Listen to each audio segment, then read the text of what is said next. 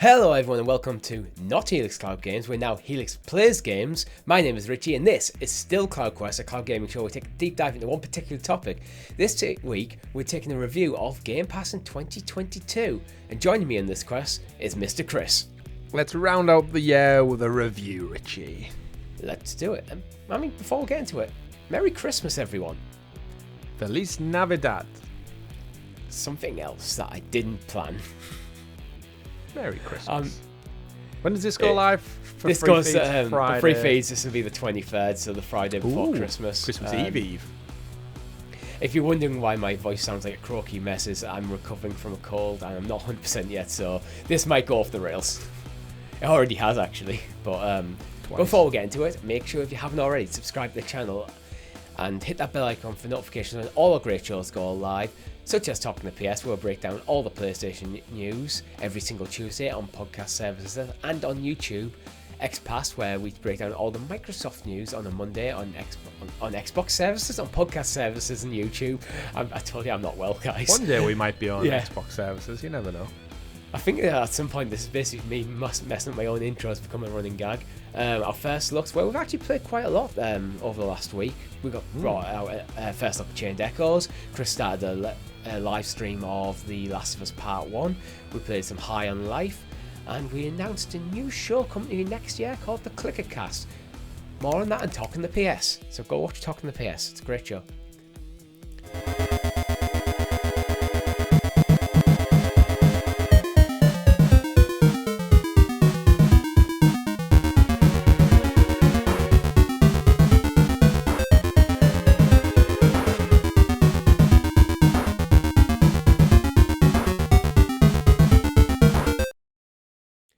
So Chris, Game Pass, when my brain is actually working. I swear I was okay during Talking the PS, which we recorded just before this, but so just opening the show, my brain just turned to mush. We're just gonna go. I think we'll just go month by month and kind of just break down like the biggest hits of Game Pass from the year. It's kind of like. So we're going to review Game Pass, Richie. Yes, it's been a whole year. Few more days left of it, but there's all the big titles are out now. High on Life was the definitive, I think, big kind of marketing hitter from Xbox. We're starting with December. Yeah, but I'm saying we're going to bookend it, and then we're going to go back into it. I guess we'll rewind the clock and we'll look back. Now, we only jumped on the Game Pass bandwagon, even though we've been talking about it and observing it for many, many years now. Yeah. It finally reached that boiling point where we bought a console, we got in on Game Pass for 2 years. We stopped calling it Games Pass. I remember there was a good time where we kept calling it Games Pass. Yeah. We finally broke that mold. We've got it. We've played tons of games, as you said. Go check out the rest of the channel. We've done Let's Plays and first looks at multiple games, all powered by Xbox Cloud Gaming. And before we look to the year ahead, let's look back and kind of review and talk about the value and what Microsoft have brought to the table in 2022. Kickstarting things off in January. What were your big hitters for January this year, Richie? So I think some of the standout titles that came to Game Pass in January for me are Ember, Mass Effect Legendary Edition, Outer Wilds, where are we? Tom Clancy's Rainbow Six Extraction, Tom Clancy's Rainbow Six Siege, and I want to throw a quick shout at Windjammers, which should have came to Stadia but never did. Yeah, what a announced with the platform and then never came, but yeah. Yeah, Mass Effect, you're getting 3 AAA epic titles there. Some of the greatest games of all time. Partnership. Yeah, absolutely. Outer Wilds, so well revered, of course. Microsoft Studio now in there. Spelunky 2, much beloved franchise. Follow up on that one. For me, Death's Door is in there. That's terrific. The Hitman Trilogy, that's again 3 AAA games. And we're only on the 20th of January, Richie. Tell me about Death's Door, because I don't think I know anything about it. I think I mentioned it on one of the other shows. Death's Door is you play as a little crow, and you are essentially hired by the Death Organization to work as a Grim Reaper, and it's your job to go through these little portals into different worlds and claim the souls of the dead. And it's ran very kind of satirical. It's an office, and there's a big crow is in charge of the office, and you have like a little desk that you sit at, and you've got to go out into the world, get these souls and bring them back. And it's essentially kind of like a little Metroidvania 3D isometric world where you solve puzzles and you work your way back over on yourself a few times. But it's just this cute little crow with a sword, and you're able to fire bow and arrows and stuff. And yeah, the art style's great. The crow's cute as anything, and just the concept of gathering souls is just, you wouldn't expect a crow to have that as a career choice, I guess. And checked it out on Game Pass. Had a great time with it, and it works really, really well on mobile as well. So, Death's Door. The one thing I'm actually glad out, actually, that Hitman trilogy is on there, because have you seen the news about Hitman and Stadia? Yeah, you can transfer your saves. They've managed, they can transfer your saves, and all your progression and trophy pops and stuff should happen as well. The only thing they said they haven't done is Stadia exclusive DLC. Yeah. But they said they're going to try and fix that in a future patch. Shout out to IO Interactive. Well, yeah, we've got a lot of months to get through. Extraction as well. That Extraction game died a death, but we had a fun time with it for that week that we played it.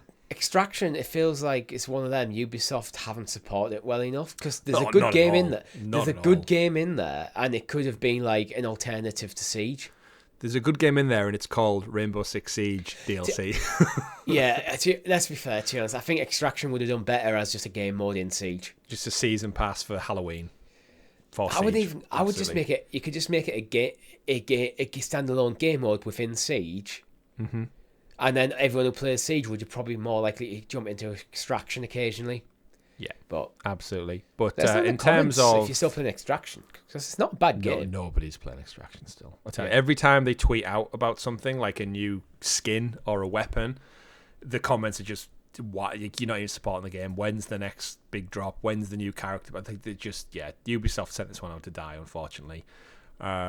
Rest in peace. But what a bloody damn good start for January for Game Pass. Like, that is a cracking selection of both old and new games as well. Of course, Extraction Day 1, which is kind of the big tentpole one. Yeah. But some other ones in there as well. Really, really good start to the year. Kicking Game Pass off after Christmas with some bangers. Yeah, and just so you're aware, we are covering both console, PC, and cloud and all this. So it's... Yeah. I just presume everyone has Game Pass Ultimate. Yeah. In my mind, I'm like, everyone I think we know has Ultimate because they play on like a multitude of platforms. Yeah, every game we've talked about so far, actually Siege only came to PC. That's what I noticed. So I'm reading from, it may have already been on PC, on console and cloud before January 2022. Yeah. Not gonna lie, didn't look at a list before then. And again, we're new to Game Pass, but it came to PC on January 20th on Game Pass. Mm-hmm. February a little bit weaker though. February a bit weaker. Yeah, I think I've heard of Edge of Eternity, like when I've been looking into JRPGs, but it's not one that's like pulled me to play it. Ark Survival Evolved. It's one people know. Yeah. Mass Effect Legendary Edition. This is the one that clocked me in. Like, hang on a sec. That was January, but it came to cloud in February. It was console and PC, I believe, in January. Yes, console and PC. We have Total War Warhammer 3 came to PC. Dragon Ball Fighter Z came to PC. Nothing really to write home about. Really. Flight Sim came. That's March. Yeah, it's a weaker month. Yeah, but speaking of March, is any of them yet? Yeah, should we just go straight into March? Straight into March. Yeah, there's nothing in February that stands out. Nothing in February. Yeah, straight into March. We're kicking things off on the 1st of March with Flight Sim coming to cloud. Big get, actually. I think that one. It was. With how hard it is to run something like Flight Sim to run. It's like bringing that to cloud. It's like, I think that is a big get. Mm-hmm. Absolutely huge. Guardians. Guardians, Lawn Monk Simulator. Young Souls, great game. Play that. Tunic. Yeah. First look of Young Souls up on the channel. Yeah, it is. When we say first look, this was like a year before anyone else, or 6 months before I think anyone else, because it was Stadia exclusive. It was timed exclusive to Stadia. Yeah, we got Tunic. That's one I think you've played it. It's one I want to jump into at some point. Yeah, if you're a fan of kind of the older Zelda games, like dungeon crawler things as well, and cute little foxes, check out Tunic. It was nominated for Game of the Year, Indie Game of the Year, at the Game Awards. It lost out to Stray. So a fox versus a cat. Who knew the cat would have won? But don't sleep on Tunic. It's a cute little game, and it is on other platforms now. But at the time, it was a day one launch on Game Pass with Xbox. The Dungeon of Nahulbuke. I'm sure we covered that on like a Sounds of Stadia. It was one of them terrible point and click things. I think I wouldn't. Actually, too much about I've had a quick look at it. I think it wasn't. It was like it looks like a Sounds top-down like action game, like something like along the times of. Oh yeah, it is an actual game. I take it back. What's the franchise look for? They make Baldur's Gate now. I always forget the name of it. What they did before. Larian? Yeah, it looks like something made by Larian, that kind of style of game. I can't remember. What did they make before Baldur's Gate? It doesn't matter. Let us know in the comments. I've lost my list. April, MLB The Show, which was a huge one for our American audience, but more so because it was £70 on PlayStation, where it's been exclusive until this game, and then you could play it on XPass for free. So it was like it was the biggest middle finger Microsoft could have given in the month of April to PlayStation. Absolutely. Because it was just, not only did the Major League Baseball kind of twist Sony's arm and say, like, look, if you want to keep this license, if you want to keep making money off this IP and this franchise and this sport, you need to go multi-platform. And Sony went, okay, we'll still make the game. It's still Sony Studios that make MLB The Show. Yeah. But they had to make a version for Xbox, which is crazy. And then Xbox turned around and went, it's on our subscription service for free, which is just like the biggest FU. And if it happens again next year, questions will be asked of MLB players out there. Not the players themselves, people who play the video game version. But yeah, what a month for baseball fans on Game Pass. That's a huge big hit at day one. It is indeed. We also got Star Wars Squadrons came to cloud. Life is Strange True Colors came to everything. Yeah. Life is Strange not too late as well. I think that game only came out in the autumn, just prior. So you're talking about a 6-7 month turnaround for that? Great little fun game. Full playthrough on the channel. There is a full playthrough, yeah. There is. Lost in Random came. That's another fun little one you should definitely check out. Nice little indie title there. F1 2021. That's a weird one for me. Bit old.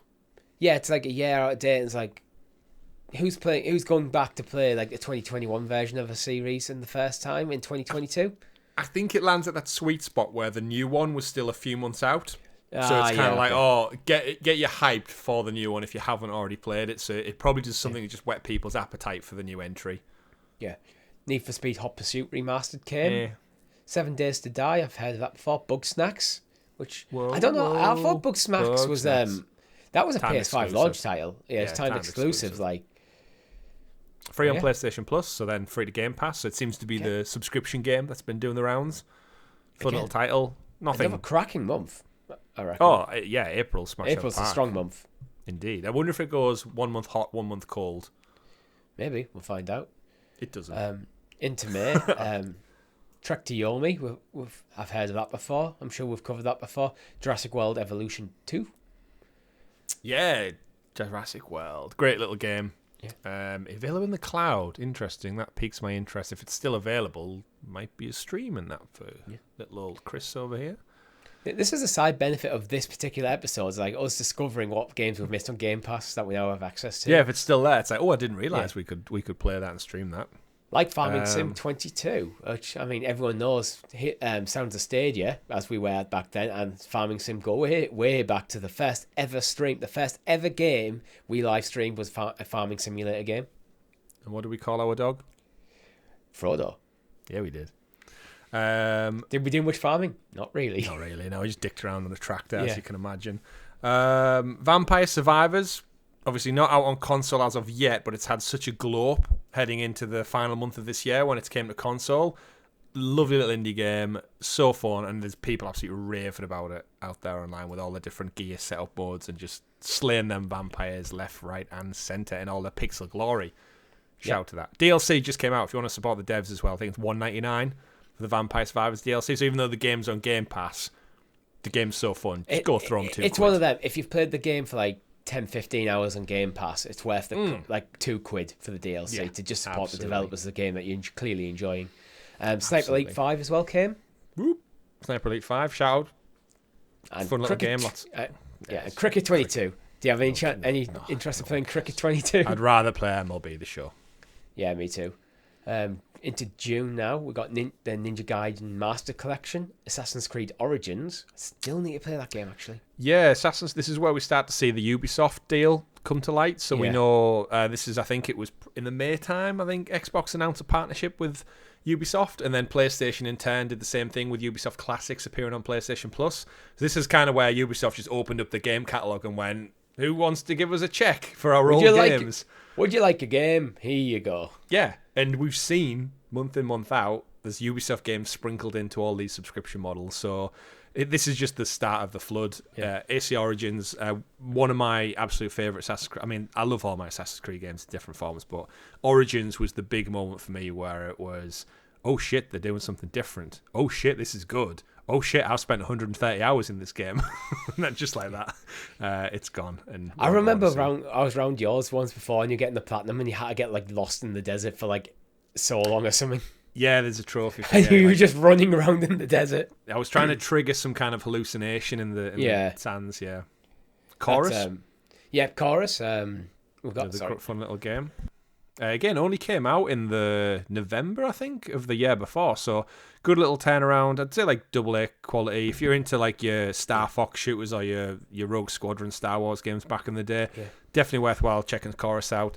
I never got around to checking that out, actually. I still need You should. It's still on Game Pass. So actually, I think it went on PlayStation Plus this month as well. So you could play it on whatever platform of preference your choice is. Sentient ship, like Knight Rider. Yeah, TNMT Shredder's Revenge. We should probably look at that one. We probably should, yeah. Got a couple of nominations at the Game Awards as well. Yeah, and it's again day one on Game Pass. Win-win for TMT fans. Total War 3 Kingdoms came to PC. Sure, I think as Robert, this is one where I wish Rob was available because I think I could see him being a Total War fan. Oh yeah, I think he is a big Total War fan. Yeah, and to round up June, FIFA 22.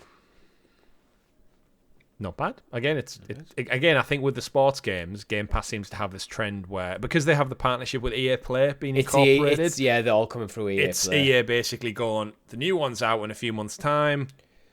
Let's give the last one to whet people's appetite. Yeah, absolutely. And I think we'll see a trend with all the sports games. Jumping into July now. Starting off with a banger in Far Cry 5. Yep, big one, Far Cry 5. Finished that one of probably my more favourite, I think. I quite like all the newer Far Cry games. First look on the channel as well. There is. That's the infamous glitch one as well. The hilarious glitch one. And then, we kind of got into, I think this was when they made the deal with, I think this is when the tide started to turn with Microsoft and the Japanese partnerships. Yeah, there's definitely a deal with Sega. Deal with Sega, and then I think we're going to see as we get into the latter part of the year, and I think January is when the Persona stuff all kicks off. But this is kind of where Microsoft and Phil Spencer started to broker deals that kind of start to plug a gap for Xbox that I think they've had for a good 10 plus years now, where they missed a big chunk of the games industry because of the Japanese deals like Square Enix, Sega, and a couple of others in between, Atlas and stuff. Yeah. And this was the kind of sign of like, oh, they're starting to expand beyond the West a little bit, and it's good to see. Yakuza. We got Yakuza Kiwami, Kiwami 2. What else? We got My Friend Peppa Pig. Your friend? My Friend Peppa Pig, yeah. Paw Patrol the movie. So they're actually starting to bring in some kids games as well. Which I hadn't noticed in the earlier months. Power Wash Simulator, which is one of them surprise hits. Indeed. Watch Dogs 2. So more Ubisoft stuff coming. MotoGP. We're going to see that sprinkled in. GP22. What Remains of Edith Finch? Great game. Yeah, getting just a console variant, I think. Which is weird. I would have always presumed it was on Xbox, but it was probably Xbox One. So this is probably a Series S and X version. Ah, good shout. As Dust Falls, again, one of the exclusives coming out in July. So another day one exclusive to Game Pass. It's always good to see. Didn't do, I think, as well as Microsoft probably wanted to. Reviewed very well, but I think it maybe just didn't hit on the chord of what I think they're hoping for. But did well at the Game Awards as well. Won some little ones. Some games resonate with people more than others.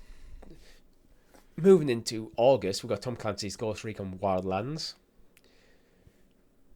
I'm looking through August, nothing really. It's a Return to Coffer, Wolfenstein, Quake 4. You got some older stuff. Elder Scrolls Adventures, Wolfenstein 3D, Death Stranding. On PC. Came to PC, yeah. Yeah. Again, I'd love to know how these things are brokered behind the scenes, because we know Death Stranding was a time PlayStation exclusive, and then it went onto PC, published by 505 Games, I think, took it over for the PC release on Steam or Epic. And then this must be just a deal where it's not... There must be some PlayStation deal where it can't go on console, but Microsoft get around that because they have the PC component. And that's where it comes into it here. So, either way, great game. You're getting a AAA game dropping on Game Pass, albeit yet like 2+ years later. But I guess with the announcement of the new one just happened, it makes it relevant again. So, yeah, it's weird. It's a game that feels like it should be a Sony exclusive, but you can get it literally on Game Pass. Yeah, I mean it's made with the Decima engine, which is a Sony first party engine, and yet you can play it on your PC through Xbox Game Pass. So stranger things have happened. That would be the perfect segue. In fact, happened. It happened in Far Cry. Oh, there you go. You've managed it. Which one though? It was 6. Immortality Phoenix Rising came in August as well. Great game. If you've not played Immortals Phoenix Rising, if you enjoyed Assassin's Creed Odyssey, but you want something a bit more family friendly, Immortals Phoenix Rising is your win. August feels like it's a smaller month, but it does have a few standout titles like Death Stranding, Immortals Phoenix Rising. But it seems like I had a 2 Point Campus came out as well. Yeah, I know a lot of people love that game. Not quite for me, but it gets a lot. Immortality came out. Which again got loads of kind of nominations at the Game Awards. It was the one that had a lot of live action. What do you call it? Just like live action, like real FMV actors doing stuff. FMV. That's the word. That's the anagram I was looking for. It was the one where the girl got all of the like kind of nominations for best performance and stuff. Which I feel like is sometimes a bit of a cop out when it's FMV because there's no mocap elements into it. Yeah, but it's more like, should she not be like at the Oscars or something instead? I don't know. I think I'm okay if it is still actually plays out as a game and then it's an actor performing rather than a CGI rendition of an actor's performance. And it doesn't feel like a game for me. It kind of annoyed me a little bit about Control when you would do all this stuff in the world of Control and then it would cut to like a clip of like a real guy in a lab coat pretending to be a doctor, and it's like, I don't believe you're a real doctor because you look different from all the characters I've been experiencing to date in the game. But that's it. FMV is one of them things that it kind of made sense in the PS1 era. It was like when they got CD-ROM discs, wasn't it? It was like, we can put video files. We'll put video files on and they can help build the world. And when you're looking at crappy little pixelated sprites in 3D or like terrible polygons, you can count the amount of polygons sort of stuff. It's like, it made sense. In 2022, it just strikes me as like budget constraints. I'm guessing this was done for artistic reasons rather than anything, though. For Immortality, yeah, it sounds like. Considering it was up for nominations at the Game Awards, I haven't played it, don't really know much about it, but I'm assuming it's done for not just we want to save money. Yeah. Anyway, moving into September, Grid Legends came on the 1st. Trim sim well free. Yeah, I mean, Grid Legends only came out this year, right? Like February, I think it was. So that's quite a quick turnaround for an EA title. Yeah. You suck at parking. Don't pass on Disney Dreamlight Valley, Richie, early access. Oh, yeah, sorry. Which, again, that's a game that's it's still in early access. It's not got its full launch yet. Shout out to all the Disney fans out there. How did I just miss that? It's literally the second one on the list. Yeah. Big one for Disney fans. Me and the wife are absolutely loving chipping away at it at the moment. We jumped into some of the Toy Story content this past week where you get shrunk down. Although there was a funny glitch in when you go into the bedroom, in the kid's bedroom in it. It's not Andy's room. It's the little girl from Toy Story 3, which puts a lot of people off immediately. It was playing the You Got a Friend in Me by Randy Newman music, like the famous Toy Story song. You got a friend in me. Just exactly that. Perfect rendition. But the game glitched when we went through to that world, and because again, still early access, and all the audio was slowed down. So the song was like, and after about 2 minutes, it sounded so depressing. If you play that song with like a slower tempo, it gets so like, oh my god, I want to kill myself in this child's bedroom right now. And then we did the And then we did the mission, and then it kind of triggered the next scene, and it fixed it, and it was like, oh, because I was about to go crazy. It was very like, if you were forced to sit in a room with that tempo of music playing, you would go insane. And that was just a few short minutes. But yeah, love Dreamlight Valley. Excited to see what the future holds. But for me, I think the reason I enjoy it so much is just because I get to spend that bit of time doing my hobby with my wife, who's not a gamer. So it kind of crosses the boundaries a little bit between hobbies and interests, and it's that perfect mix of Disney meets Animal Crossing. She says she's not a gamer, but we're talking to PS about wanting to play The Last of Us. Yeah, and she's finished Uncharted. There's a type of game, but when she looks at me playing like The Witcher right now, and even though she enjoys the TV show, it's like, too much to do. Yeah, fair enough. Assassin's Creed Odyssey. Yeah. We got Metal Hellsinger, Ni no Kuni Remastered, Deathloop. Yeah, finally breaking that PlayStation exclusivity, even though it was made by Xbox Studios. Grounded came on the 27th. September might be our front runner. Yeah, you know. Valheim now you're naming came these. to PC. This is a stacked month, September.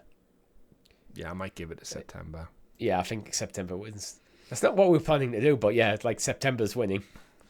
Let's move into October because I'm worried about how long the show's running. Chivalry 2, your favourite game? Nope. Hate it. The Walking Dead. I've got to get better. Yeah. Walking Dead complete first season and season 2 came to PC. Yep. Scorn came to it. First look mixed on the reviews channel. Again. It was one of Xbox's kind of big ones. I think they were. We're now banking into on for this our era of Game Pass. Yeah, you and me. Yeah. Yeah. Scorn, I feel like, was a big disappointment for Xbox. I think it was big as maybe one of the hitter titles for the back end of the year, and I think it just fell a bit flat. I think it's a Marmite game. It did basically nothing for me, but I think other people fell in love with it. With like the atmosphere. I feel like it came out, and then after a week, no one's talking about it now. Yeah. But what they are talking about, Plague Tale Requiem. Yep. Up for Game of the Year, one of my favourite games of the year. In fact, my 5th most played game of the year. Loved it. My first looks up on the channel right now. It was free. It was just a shame Plague Tale Innocence left Game Pass 2 months prior, which I feel like would have been the perfect double hitter for a lot of people. Although you did pick up Innocence with a Game Pass discount, right? Yeah. So, we also got Persona 5 Royale came. Which huge one. I've got a feeling one day I will play through. I've played through Persona 5 now twice, completely, and technically a third time on my second playthrough to get the platinum. Yeah, because I do have the platinum in Persona 5, but I haven't played Royale. There you go. Then. I'm scared by Royale because Persona 5 is already a massive game and it's extended. Hundreds of hours of your life. One day, if I ever decide to play Persona 5 again. Is there a bigger risk of Game Pass that the big games you won't finish them until they leave? Yes. If a game's like a 100-hour game like Persona 5 is, and you're someone who tends to play slow and you've got other things going on in your life, you've got kids and stuff, and you only get a handful of hours a week, it might take you literal months to get through a game like Persona 5. Value for money. Yeah. Just buy the one game and just play. You can make an argument if that's you, then maybe Game Pass isn't the right thing for you. Then in that case, you're better off just picking your battles and just buying your games. Very true. But there again, you also get a lot of other stuff. Moving into November, we got some more Walking Dead in New Frontier. Yeah, these are the ones that disappeared, though, right? The ones that they came and there were some problems and they disappeared. Well, we covered that on the show, so did they ever come back? I don't think they ever did. No, I think it's in the XPass doc for this week that they just disappeared. So go check out this week's XPass. It's broken down in there, possibly. Yeah, Football Sorry, Football Manager. Yeah, 2023 and the console edition, which I've played quite a bit of the console edition on my phone. Yeah, it's one of them. It's exclusive to Xbox, right? This time around, it's been on PlayStation before. It's been on PC. We know they wipe it every year from licensing reasons. Yeah, I think it might be still on Steam, but it's now. But it has come there because it did originally actually.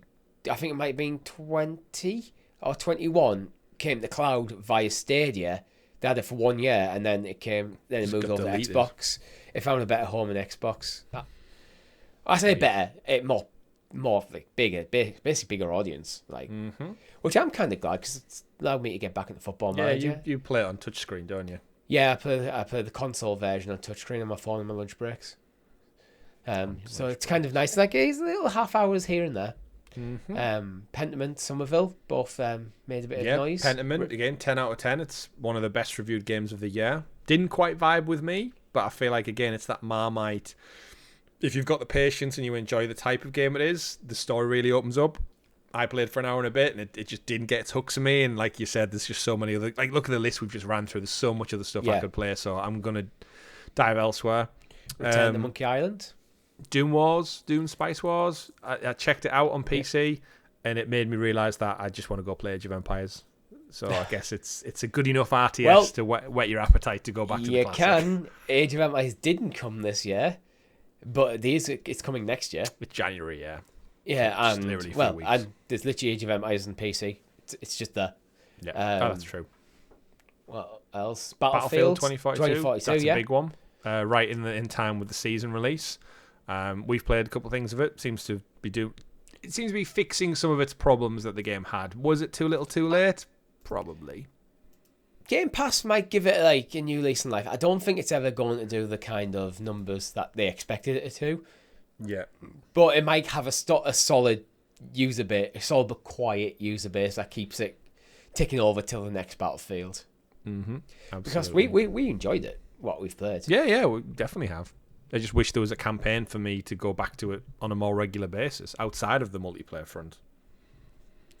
Yeah, I'm finishing up the year. So far, we're only about halfway through the year, so it's a bit of a shorter month, this one. Final season of The Walking Dead, Hello Neighbor 2, Lego Star Wars: The Skywalker Saga. We need to play that, actually. Yeah, I think it was lined up for this Thursday, but then we opted to play High on Life because it just came out instead. I loved Skywalker Saga. Not as good as some other Lego games, but if you've never played it before, you're a big Star Wars fan, definitely worth checking out, especially if you've got kids as well. And Walking Dead final season, great wrap up, and High on Life. Chain Echoes. If you like your SNES style JRPGs, I definitely recommend it based on what I've played. Mm-hmm. Well, yeah, good month so far. Guess the Riot Games stuff in there as well. The benefits that they announced at the showcase earlier in the year have finally unlocked. All like the Valorant stuff and all the perks that I mentioned. They've all came out. Yeah, and there's a few others that that have been announced but haven't come yet, including things like Hot Wheels Unleashed, Game of the Year Edition, Mad Street, Pigeon Simulator. Yeah, I think some of these are just ones Ash. that haven't had a date, but they've been announced as coming. So this is probably 2023. Hot Wheels was supposed to be out now on the 15th, and I think it became accessible for some people on PC this past week. It is in XPass notes, I believe, to go over. But it's like some of the content's not available or otherwise, but we'll talk about it over there. You looking forward to Pigeon Simulator? No, I am not. Fair enough. But so, what do you think? I think we agree. August was the best month. Yeah, I think we have to give it to August. Both in terms of quantity and quality of games. Yeah, but I do think in general, looking back over an entire year, bear in mind we only jumped onto Game Pass halfway through. I think the games hang around for long enough. I think the variety is certainly there, and I think the biggest thing, which I guess is the crux of Game Pass in its entirety, is there enough value to see you through your monthly to yearly subscription? And I think for me, the resounding answer is yes, undoubtedly yes. If you pay, what does it calculate to, like 120 quid a year, give or take? Something like that. It's not a huge amount. Like maybe more for Ultimate, but in terms of like return on cost, like even just for the first, like there's not been many Xbox first party titles, but when you think about High on Life would have been 50 quid. To put in context, what we've done, we've got Xbox Series S's on Xbox All Access. It costs about £21 a month. Mm-hmm. If that was the only access to gaming I'd had for the entire year, I'm just paying £21 a month, and that's how I game. Mm-hmm. Every single month, the stuff I would be content playing. Yeah, I would have been I'm happy, and that's only looking at the games that have come this year and not looking at things that have come in previous years that you also have access to. Yeah, because they haven't touched on anything like the Halo series, like the Gears series, none of that. Yeah. It's actually been a down year in terms of Xbox, in terms of first party stuff, and going through this list, that I don't think there's been a bad month. No, there's been months that are better than others, but. And then I guess we get to spend another episode in the new year looking at what's coming to Game Pass for 2023. Yeah. Which we will be doing in a future episode of one of our shows. Oh, we certainly don't have time this week. Yeah. Not because that is all we have time for this week. If you've liked the video, hit that like button and consider becoming a member. For as little as 99p, you'll get early access to this very show and some of our other shows. I did put up our first look of Shade Echoes for a couple of days as a member exclusive before I pushed it to the wider world. You often put Talking the PS up early. Yeah, some days. So 2 days early. Yep. If you've got an idea for a topic you want us to discuss, let us know in the comments of the video or in our Discord server. Links are in the description below. Thank you very much for watching. My name's been Richie.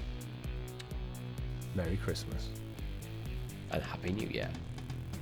I said Chris in within the Christmas there. Game Pass completed.